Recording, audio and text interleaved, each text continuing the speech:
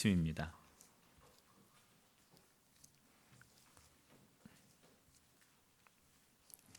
고린도전서 15장 35절부터 44절까지의 말씀입니다.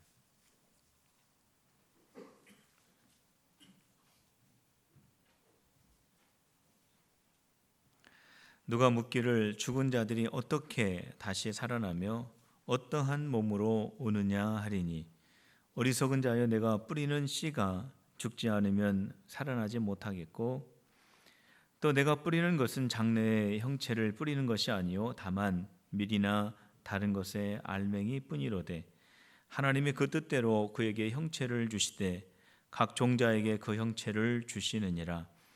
육체는 다 같은 육체가 아니니, 하나는 사람의 육체요, 하나는 짐승의 육체요, 하나는 새의 육체요, 하나는 물고기의 육체라.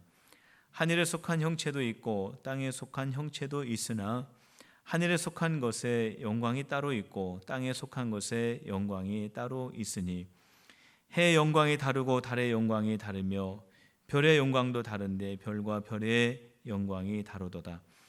죽은 자의 부활도 그와 같으니, 썩을 것으로 심고 썩지 아니할 것으로 다시 살아나며, 욕된 것으로 심고 영광스러운 것으로 다시 살아나며, 약한 것으로 심고 강한 것으로 다시 살아나며, 육의 몸으로 심고 신령한 몸으로 다시 살아나나니, 육의 몸이 있은즉 또 영의 몸도 있느니라. 아멘. 선교사님들이 한국에서 선교를 할 때 있었던 일입니다. 선교사님들이 성만찬을 진행을 하는데, 성도님들이 얼마나 눈물을 많이 흘리는지 그 모습을 보면서 정말 한국 성도님들이 큰 은혜를 받는구나 라고 그렇게 생각을 했습니다. 성만찬을 하는데 매번마다 그렇게 통곡하며 눈물을 흘립니다. 처음에는 은혜를 많이 받는구나 라고 생각을 했지만, 선교사님 마음 한편에 조금 아쉬운 마음이 들게 되었습니다.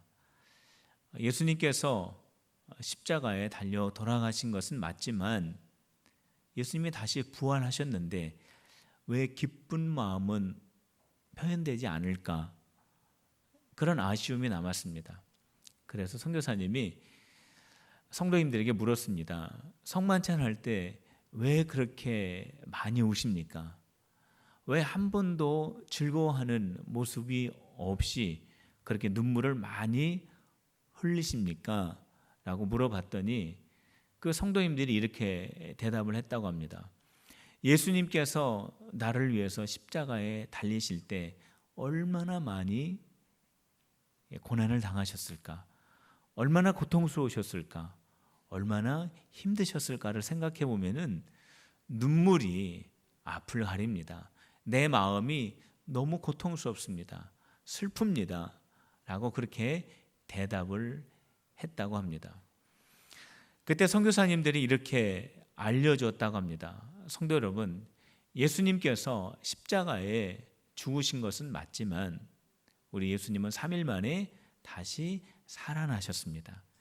우리 예수님께서 다시 살아나셔서 여러분들이 예수님의 부활에 신령한 몸으로 참여할 수 있는 길을 열어 놓으셨습니다.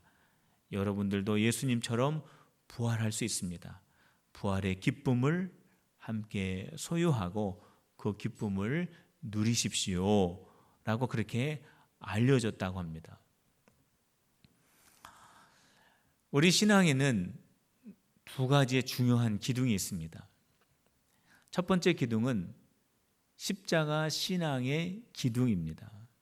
십자가의 신앙이라고 하는 것은 예수님이 십자가에 죽으심으로 말미암아 내가 죄에서 구원받아 하나님의 자녀가 되었다라고 하는 이 사실을 깨닫고 이 사실을 믿는 신앙이 십자가의 신앙입니다.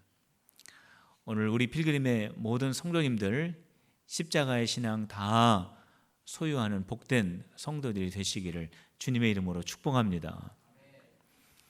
두 번째 기둥이 있습니다. 두 번째 중요한 기둥이 있는데 부활신앙의 기둥입니다. 부활신앙이라고 하는 것은 예수님께서 십자가에서 죽으신 후 3일 만에 다시 살아나셔서 우리도 예수님처럼 우리의 몸이 신령하게 변화되어 부활하게 된다라고 하는 이 사실을 믿는 신앙입니다. 이것이 바로 부활신앙입니다. 성도 여러분, 부활신앙 함께 소유하시기를 주님의 이름으로 축복합니다. 이처럼 우리의 신앙에는 두 개의 아주 중요한 기둥이 있습니다. 그것이 십자가의 신앙 그리고 부활신앙입니다. 그런데 안타까운 것은 많은 그리스도인들이 십자가의 신앙은 잘 알고 그 십자가의 신앙 안에서 많은 은혜를 받고 예수님의 고난을 생각하며 눈물 흘리고 애통하며 그런 신앙생활을 하는 경우가 많이 있습니다. 예수님의 십자가를 생각하면서 슬퍼하고 예수님의 고난을 생각하는 거 참 좋은 신앙입니다. 그런데 우리의 신앙이 십자가의 신앙에만 머물러 있어서는 안 됩니다. 부활 신앙으로 더 나아갈 수 있어야 됩니다. 예수님이 십자가에서 죽으셨지만 다시 3일 만에 살아나심으로 말미암아 나도 예수님의 부활에 참여할 수 있게 되었다. 나의 몸이 신령한 몸으로 변화되어 예수님의 부활에 동참하게 되었다라고 하는 이 부활신앙, 이 부활신앙을 동시에 가져야 합니다. 십자가의 신앙만 가져서도 안 됩니다. 부활신앙만 가져서도 안 됩니다. 십자가의 신앙, 부활신앙, 이 두 가지 신앙을 가져야 온전한 신앙을 유지할 수 있고 건강한 그리스도인이 될 수 있습니다. 십자가의 신앙, 부활의 신앙, 이 두 가지의 신앙을 모두 소유하여 건강한 그리스도인 우리 필그림의 성도들이 다 되시기를 주님의 이름으로 축복합니다. 오늘 우리가 읽은 고린도전서 15장의 말씀은 부활장이라고 합니다. 고린도전서 15장의 말씀을 처음부터 끝까지 읽어보면 성도의 부활에 대해서, 그리스도의 부활에 대해서 자세하게 설명을 하고 있습니다. 오늘 이 15장의 말씀을 우리가 함께 살펴보면서 부활신앙을 더 깨달으시고 부활신앙을 소유하는 우리 성도님들이 되시기를 축원합니다. 우리 예수님께서 부활하심으로 말미암아 우리를 모든 죄에서 구원하셨습니다. 한번 따라해 봅시다. 예수님의 부활로 우리는 죄에서 구원받았습니다. 예수님의 부활로 말미암아 우리는 죄에서 구원받은 자가 되었습니다. 바울이 부활의 복음에 대해서 설교하였을 때 그런 게 어디 있나? 사람이 어떻게 부활을 하는가? 죽었던 사람이 어떻게 다시 살아날 수 있는가? 이성적으로 논리적으로 도저히 받아들일 수 없다. 그러한 일은 일어날 수 없다라고 생각하고 부활 메시지를 마음속에 영접하지 않는 사람들이 많이 있었습니다. 바로 그러한 사람들을 향하여서 바울은 만일 부활이 없다면 어떠한 일이 일어날 수 있는가를 그들에게 설명해 주었습니다. 만일 부활이 없다면 예수님은 부활하지 않으셨을 것이고, 만일 부활이 없다면 우리가 전하는 이 부활은 헛된 것이고, 만일 부활이 없다면 우리가 전하는 이 부활의 메시지는 거짓말이고, 만일 부활이 없다면 우리가 믿는 이 부활의 신앙은 모두 다 무의미한 것이고, 만일 부활이 없다면 그리스도 안에서 죽은 자들은 모두가 다 망한 자가 될 것이다 라고 말을 했습니다. 부활이 없다면 부활과 관련되어 있는 모든 것들은 다 무의미하게 된다는 뜻이죠. 그 말이 맞습니다. 부활이 없다면. 그런데 오늘 17절 말씀을 보면은 바울이 뭐라고 말씀하고 있냐면, 부활이 없었다면 여전히 우리는 죄 가운데에 머물러 있느니라 라는 말씀을 하고 있습니다. 부활이 없다면 우리는 여전히 죄 가운데에 있는 자라 라고 하는 말씀을 하고 있어요. 부활이 없다면 예수님의 부활이 없고, 부활이 없다면 부활의 메시지와 부활의 신앙과 부활의 모든 말씀이 다 헛되고 거짓되고 무의미하다라고 하는 것은 우리가 금방 이해는 되지만, 예수님의 부활이 없다면 너희는 여전히 죄 가운데 있는 자다라고 하는 이 말씀은 금방 이해하기가 쉽지 않습니다. 왜냐하면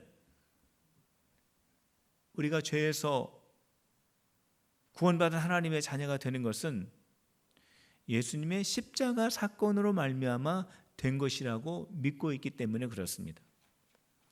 예수님이 십자가에서 죽으심으로 말미암아 우리의 모든 죄를 다 사하시고 우리가 하나님의 자녀가 될 수 있었습니다. 예수님의 부활과 우리의 죄는 별 관계가 없다라고 우리는 생각해 왔습니다. 그런데 오늘 17절 말씀 하반부를 보면은 예수님이 부활하지 않으셨다라면 우리는 여전히 죄 가운데 있는 자라라는 그런 말씀을 하시면서 예수님의 부활과 우리의 죄가 밀접한 관계가 있다라고 하는 것을 말씀해 주고 있습니다. 그렇다면 어떠한 관계가 있을까요? 예수님의 부활과 예수님의 그 부활 사건이 우리의 죄 사함과 어떠한 관계가 있을까요? 우리가 여기에서 한 가지 알아야 될 것이 있습니다. 그것은 뭐냐면, 하나님께서 우리를 구원하실 계획을 만드시고 예수님께서는 그 계획을 완전히 완성하신 그러한 분이 되셔서 우리 모든 사람들이 구원 얻을 수 있는 그 길을 열어놓으셨습니다. 그래서 우리가 하나님의 구원 계획과 예수님의 구원 사역으로 말미암아 우리는 구원을 얻게 되었는데, 우리의 구원은 영적 구원만을 말하는 것이 아닙니다. 성도 여러분, 우리의 구원은 우리의 이 몸도 함께 구원을 받는 것입니다. 예수님께서 부활하신 그 사건을 보면서 우리의 영이, 우리의 영혼이 부활하는 것이 아니라, 우리의 영혼만 부활하는 것이 아니라 우리의 몸도 함께 부활에 동참을 하게 되는 겁니다. 우리의 몸도 함께 동참을 하는 게. 그래서 예수님께서 십자가에서 죽으시고 그 죽음에서 다시 살아나심으로 말미암아 우리의 몸도 죽음에서 다시 살아난다라고 하는 것을 우리에게 보여주신 것입니다. 예수님이 죽음의 권세에서 다시 살아나심으로 말미암아 우리도 죽음의 권세에서 다시 살아날 수 있게 되는 몸이 될 수 있게 된 것입니다. 그래서 우리 예수님께서 부활하시고 우리도 동일하게 예수님의 부활에 동참할 수가 있게 된 것입니다. 성도 여러분, 저를 한번 따라해 보시길 바랍니다. 예수님이 부활하심으로 우리도 죽음에서 부활할 수 있습니다. 믿습니까? 예수님이 부활하심으로 우리의 영뿐만이 아니라 우리의 몸도 부활한다라는 거예요. 다시 살아난다라는 거예요. 그래서 우리 예수님께서 부활하셨어요. 예수님이 부활하심으로 모든 죄와의 관계에서 우리를 단절하신 것입니다. 예수님께서 부활하신 것은 죽음의 권세를 완전히 깨트리시고 죽음의 권세를 완전히 이기시고 죽음의 권세를 완전히 제압하시고 우리 예수님이 승리하신 것을 말씀합니다. 예수님께서 죽음의 권세를 완전히 제압하시고 깨트리시고 물리치셨기 때문에 예수님을 믿는 저와 여러분들을 향하여 죽음은 어떠한 것도 우리에게 행사할 수 없게 되었습니다. 죽음과 우리의 관계는 완전히 단절된 관계가 되었습니다. 우리는 죽음에 관련되어 있는 그러한 자들이 아니라 우리는 하나님의 자녀가 되었습니다. 이것이 바로 예수님의 부활로 말미암아 우리에게 주어진 귀한 영적인 은혜입니다. 예수님께서 부활하셔서 우리는 부활의 두 번째 열매가 되었습니다. 한번 따라해 보시기 바랍니다. 예수님이 부활하셔서 우리는 두 번째 부활의 열매가 되었다. 예수님이 부활하셔서 예수님은 부활의 첫 열매가 되시고 우리는 부활의 두 번째 열매가 되었어요. 계속해서 부활의 복음을 전해도 어떻게 죽은 사람이 다시 살아날 수 있어? 그것은 논리적으로, 이론적으로 그것은 받아들일 수 없고 일어날 수 없는 일이야 라고 생각하는 사람들이 많이 있었습니다. 그때 바울은 이 부활에 대해서, 부활의 영적인 원리에 대해서 설명을 합니다. 물론 바울이 설명하는 이 부활의 원리를 통하여 부활 전체를 다 이해할 수 있는 것은 아닙니다. 부활의 한 부분을 이해할 수 있는 것이지 전체를 다 이해할 수 없는 거예요.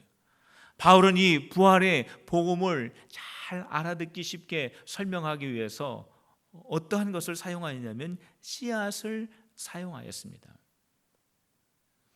씨앗이 땅에 떨어져 심겨지는 이 과정을 통하여서 예수님의 부활의 영적인 신비로운 사건을 설명했습니다. 씨앗이 땅에 심겨집니다.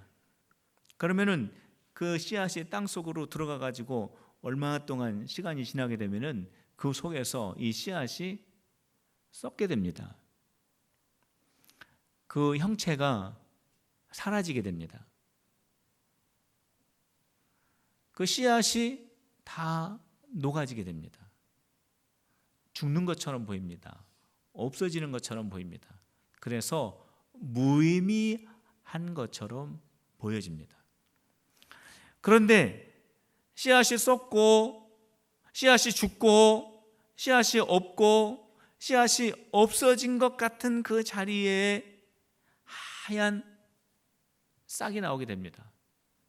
그리고 그 싹이 두꺼운 땅의 표면을 뚫고 연두색 작은 가지가 되어서 자라나게 됩니다. 꽃이 피게 됩니다. 가을이 되면은 열매를 맺게 됩니다. 그 씨앗은 땅에 심겨져 가지고 완전히 죽었어요. 썩었어요. 없어졌어요. 그런데 그 자리에서 생명의 역사가 나타나는 거예요. 이게 바로 부활이 담고 있는 영적인 원리이다라고 그렇게 가르치고 있는 것입니다. 이와 마찬가지로 예수님께서 십자가에 달려서 많은 고난을 당하시고 물과 피를 흘리시고 완전히 죽게 되셔서 돌무덤에 장사 지낸 바 되었다가 3일째 되는 날 우리 예수님은 그 무덤 속에 갇혀 있지 아니하시고 죽음의 권세 아래 놓여 있지 않으시고 우리 예수님은 그 죽음의 문을 여시고 부활하셨어요. 이것이 바로 부활의 복음입니다. 우리 예수님께서 부활하신 이 사건을 부활의 열매 이렇게 말하지 않고 부활의 첫 열매라고 이렇게 기록을 합니다. 20절 말씀을 우리 다 같이 한번 읽도록 하겠습니다. 우리 20절 말씀 고린도전서 15장 20절입니다. 우리 다 같이 읽어봅시다. 시작. 그러나 이제 그리스도께서 죽은 자 가운데에서 다시 살아나사 잠자는 자들의 첫 열매가 되셨도다. 우리 예수님께서 죽은 자 가운데서 다시 살아나셨습니다. 예수님께서 부활하셨습니다. 예수님께서 부활하셨는데 그것을 예수님이 부활의 열매가 되셨다라고 말씀하지 않고 예수님이 부활의 첫 열매가 되셨다 말씀하셨어요. 첫 열매가 됐다라고 하는 이 말이 참 중요한 말입니다. 왜냐하면 예수님이 모든 죽은 자들 가운데 처음으로 살아나셨다는 뜻이에요. 물론 그 전에 나사로도 살아났고 나인성 과부도 살아났고 야일의 딸도 살아났지만 그들은 다시 죽었어요. 그러나 우리 예수님의 부활은 다시 죽지 않는 부활로 처음으로 우리 예수님이 살아나셨다는 그런 뜻입니다. 첫 부활의 열매라고 하는 뜻 속에는 두 번째 부활의 열매도 있다라고 하는 것을 말씀해 주고 있는 겁니다. 우리 예수님이 첫 번째 부활의 열매라면 두 번째 부활의 열매는 누구이겠습니까? 바로 우리들입니다. 예수님이 부활하신 것처럼 우리들도 신령한 몸으로 변화되어 예수님의 부활에 참여하게 되는 것을 깨닫고 믿는 우리 성도들이 되시기를 주님의 이름으로 축복합니다. 우리가 부활의 두 번째 열매예요. 한번 따라해 봅시다. 나는 부활의 두 번째 열매다. 믿습니까? 우리는 부활의 두 번째 열매예요. 우리 예수님께서 부활하신 것처럼 우리의 몸은 신령한 몸으로 변화되어 예수님의 부활에 동참하게 된다는 것입니다.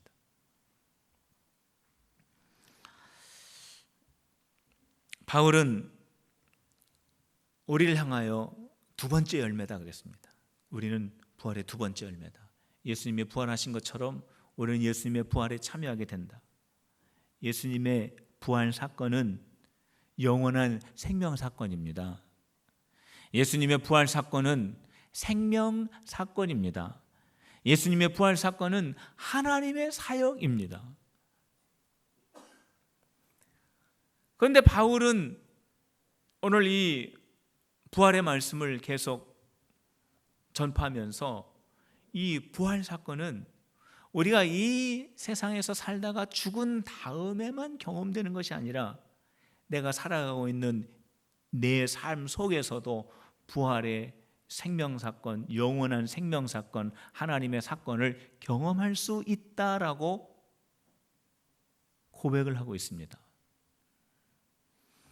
이 부활의 놀라운 생명의 사건, 이 부활의 영원한 생명사건, 하나님의 사역, 이 생명의 이 사역이 우리의 삶 가운데에서도 지금 나에게 일어날 수 있다라고 바울은 우리에게 알려주고 있습니다. 자, 그것을 우리가 어디에서 알 수 있냐면은 바울이 부활의 복음을 계속 설교하고 부활의 복음에 대해서 편지를 쓰면서 중간에 어떠한 말씀을 고백하고 있냐면 나는 날마다 죽노라 라고 그렇게 고백을 하고 있습니다. 부활의 복음에 대해서 계속 편지 쓰고 부활의 복음에 대해서 내가 설교하고 부활의 복음을 내가 깨닫고 사람들에게 전파하면서 사도 바울은 그 중간에 이렇게 말합니다. 나는 단언하노니 내가 날마다 죽노라 라고 말합니다. 왜 갑자기 생명의 사건, 영원한 생명 사건, 부활 사건, 하나님의 사역을 말하면서 왜 죽는다는 이야기를 합니까? 그 이유가 있어요.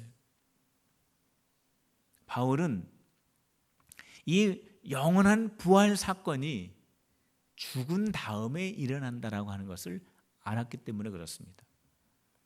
예수님이 십자가에 죽으신 다음에 부활 사건이 일어난 것처럼 하늘의 씨앗이 땅에 떨어져서 죽은 다음에 거기에서 생명의 역사가 일어난 것처럼 내가 죽는다면 내가 지금 이 자리에 나에게도 생명의 사건, 부활의 사건, 하나님의 사건이 일어날 수 있다라고 하는 이 부활의 영적 진리를 깨달았기 때문에 그렇습니다. 그래서 나는 날마다 죽노라, 나는 날마다 죽고 싶다, 나는 날마다 죽음으로 말미암아 부활 속에 담겨져 있는 그 놀라운 하나님의 생명 사건을 죽은 이후에 경험하는 것이 아니라 지금 내 삶 속에서도 경험할 수 있다라고 하는 것을 말씀하고 있습니다.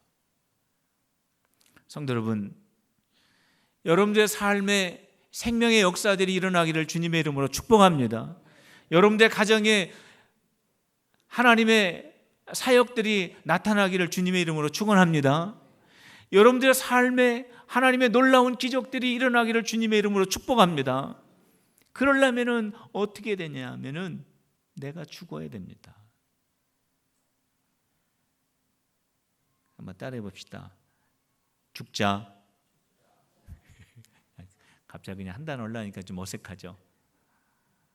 그러면 우리 성경적으로 한번 해보겠습니다. 나는 날마다 죽노라.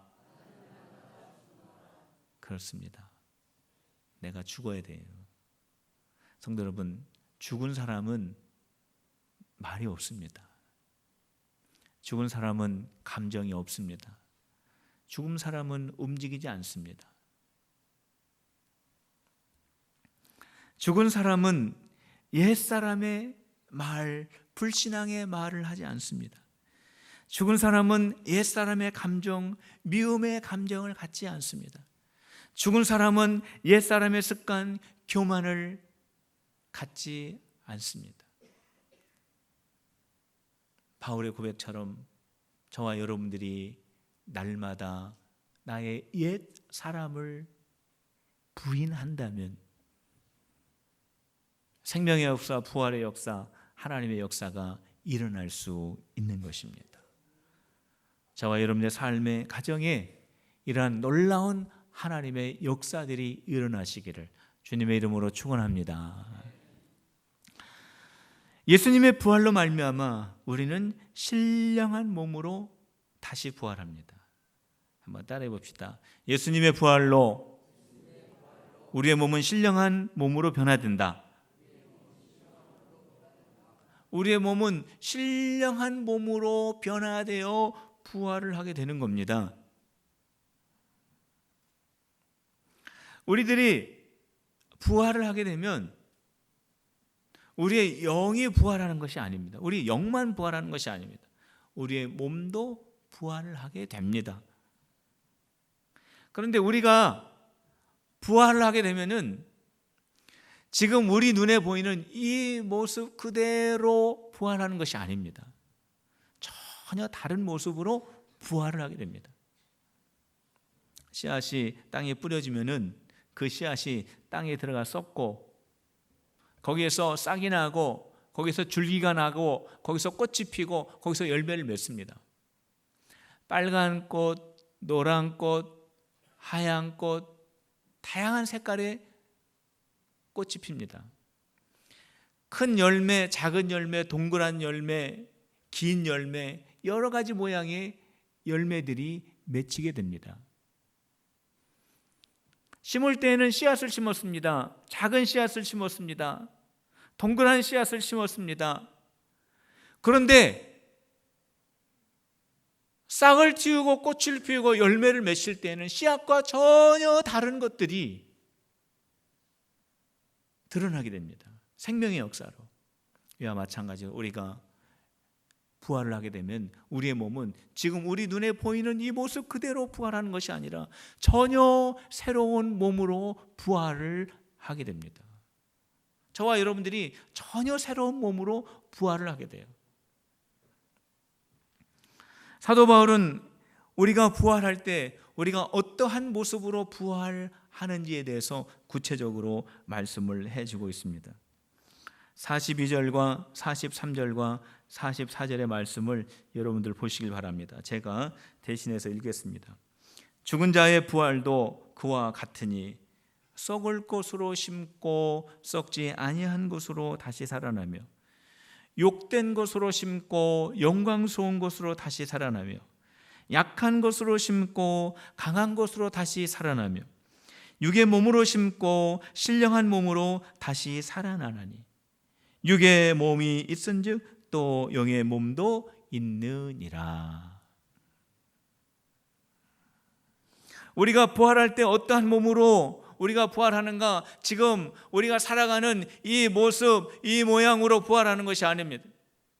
전혀 새로운 모습으로 우리는 부활하게 됩니다. 썩지 않는 몸으로 부활을 하게 됩니다. 지금 우리의 몸은 얼마간 지나게 되면, 어느 정도 시간이 지나게 되면 다 흙으로 들어가서 거기서 썩어 없어지는 몸입니다. 그런데 우리가 부활하는 그 몸은 다시 썩지 않는 몸이에요. 다시 말하면 우리는 죽지 않는 몸으로 부활을 하게 됩니다. 우리의 몸은 영광스러운 몸으로 부활하게 됩니다. 지금은 우리의 몸이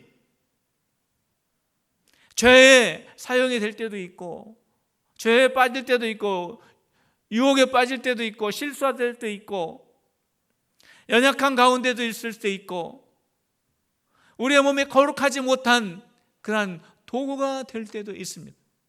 그러나 우리가 부활할 때는 영광스러운 몸으로 우리가 부활한다라는 거예요. 완전한 몸으로 부활한다라는 거예요. 거룩한 몸으로 부활한다라는 겁니다. 우리의 몸은 지금 병들어 있는 몸, 병 때문에 점점 쇠약해가는 몸, 병 때문에 우리의 육신이 점점 허물어 가져가는 몸을 가지고 있지만, 우리가 다시 부활할 때는 완전한 몸, 건강한 몸, 온전한 몸으로 부활이 된다는 거예요. 이것이 바로 저와 여러분들이 부활하게 될 몸입니다. 바로 이러한 몸을 오늘 성경에서 어떠한 몸이라고 이야기하냐면은 신령한 몸, 영의 몸이라고 말합니다. 저와 여러분들은 부활하는 그 순간에 신령한 몸으로 변화됩니다. 지금은 내 몸에 병이 있어서, 지금은 내 몸이 정말로 연약하여서, 지금은 내 몸이 너무나 거룩하지 않아서, 내 몸이 정말로 실수투성이고 상처투성이어서 너무나 괴롭고 힘들지만, 우리가 부활할 때는 거룩하고 완전한 몸으로 부활될 것을 소망하는, 부활의 소망 갖는 성도들이 되시기를 주님의 이름으로 축복합니다. 그런데 성도 여러분, 이 부활의 이 몸이 우리가 부활할 때 그때만 또 바뀌는 것이 아니라 지금 예수 그리스도 안에 살아가는 지금 저와 여러분들이 이 거룩한 몸, 영화로운 몸, 강건한 몸, 온전한 몸으로 살아갈 수 있는 그 귀한 은혜를 경험할 수 있다는 겁니다. 무엇 때문에? 어떻게? 어떻게는 아까 말씀드렸죠. 내가 날마다 죽음으로, 내가 죽음으로 부활의 은혜를 경험할 수 있다면 그 근거가 어디에 있느냐라는 겁니까? 그 근거는 예수님의 십자가입니다. 예수님의 십자가, 그가 찔림은 우리의 허물 때문이요, 그가 상함은 우리의 죄악 때문이라. 그가 징계를 받음으로 우리는 평안을 누리고 그가 채찍에 맞음으로 우리가 나음을 받았도다. 이 십자가의 이 귀한 비밀은 우리가 죽은 다음에 우리에게 주어지는 그러한 은혜가 아니라 지금 이 시간 내가 예수 그리스도의 십자가를 믿는 그 사람에게 주어지는 귀한 은혜입니다. 생명의 은혜입니다. 부활의 은혜입니다. 우리를 신령한 몸으로 경험시켜 줄 수 있는 근거가 되어지는 이 말씀이 바로 십자가의 사건입니다. 필그림의 성도 여러분, 이 십자가의 사건을 오늘 이 시간 다시 한번 여러분들의 심령 속에 다시 한번 간직하심으로 말미암아 여기에 우리의 허물이 깨끗하여지고 우리의 죄악이 해결되고 우리가 하나님과 화평을 누리고 우리의 모든 질병이 고침받는 그 귀한 생명의 은혜를 경험하는 우리 성도들이 다 되시기를 주님의 이름으로 축원합니다. 예수님의 십자가를 내가 믿을 때에 이 귀한 생명의 은혜를 누릴 수 있게 됩니다. 결론을 여러분들에게 말씀을 드립니다. 예수님의 십자가의 신앙, 그것은 우리를 구원한 신앙입니다. 예수님의 부활 신앙, 그것은 우리의 몸이 거룩하게 변화되어 예수님의 부활에 동참하게 하는 귀한 은혜입니다. 십자가의 신앙, 부활의 신앙 마음속에 꼭 간직하셔서 흔들리지 마시고 주님 오실 때까지 주께서 맡겨주신 귀한 일들을 잘 감당하는 주의 백성들이 되시기를 주님의 이름으로 축원합니다. 우리 이 시간 기도하겠습니다. 십자가의 신앙, 부활의 신앙 소유